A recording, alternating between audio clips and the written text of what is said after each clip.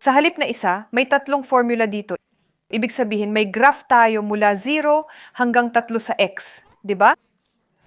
Ayan, halimbawa, 1, 2, 3. Mula 0 hanggang 3, itong function, tapos 3 hanggang 5, itong function, at higit sa 5, nandoon itong function.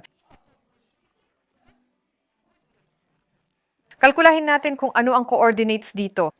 At sabihin natin, iguguhit ko ang una sa itim, tapos asul, at ang huli sa pula. Okay? Kalkulahin natin sa isip. Halimbawa, dito sa 0, di ba? Bakit nagsisimula sa 0? Kawili-wili, di ba? Anong function ito? Direktang proporsyonalidad. Kung 0 ang x, di ba, lumalabas na 0 din ang y. Ibig sabihin, ang function na ito ay dadaan sa 0.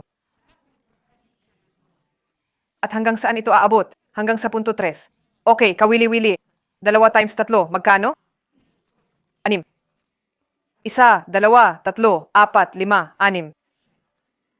Ibig sabihin sa 3, di ba? 1, 2, 3, 4, 5. Sa 3 ay magiging 6.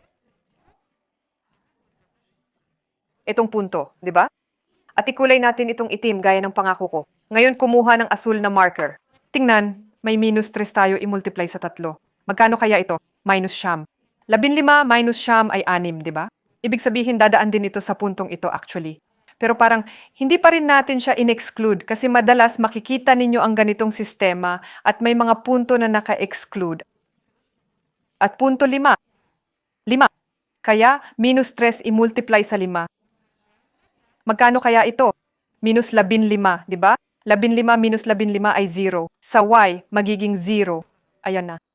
By the way, yung graph na ito ay nagpa siya akong mag-exercise, halimbawa push-ups. At una, umakyat ako. Oh, marami akong ginawa, marami. Tapos bumaba ako sa 0. Basically, parang lumilipas yung mga araw, di ba?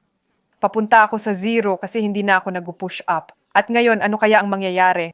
Tingnan, kung ito ay punto 5, di ba? Makukuha natin 0.5, 0.5. I-multiply sa 5. Magkano kaya ito? 2.5, 2.5 0, di ba? Kung theoretical, yung pula na ito nga pala, oo. Tapos dapat natin, halimbawa, yung punto, ano kukunin natin? Sige, kumuha tayo ng 12, halimbawa, oo, 12, isa. Kaya ito 6, 7, 8, 9, 10, 11, 12 para mas malayo, oo. 12. Halimbawa, 0.5 i-multiply sa 12.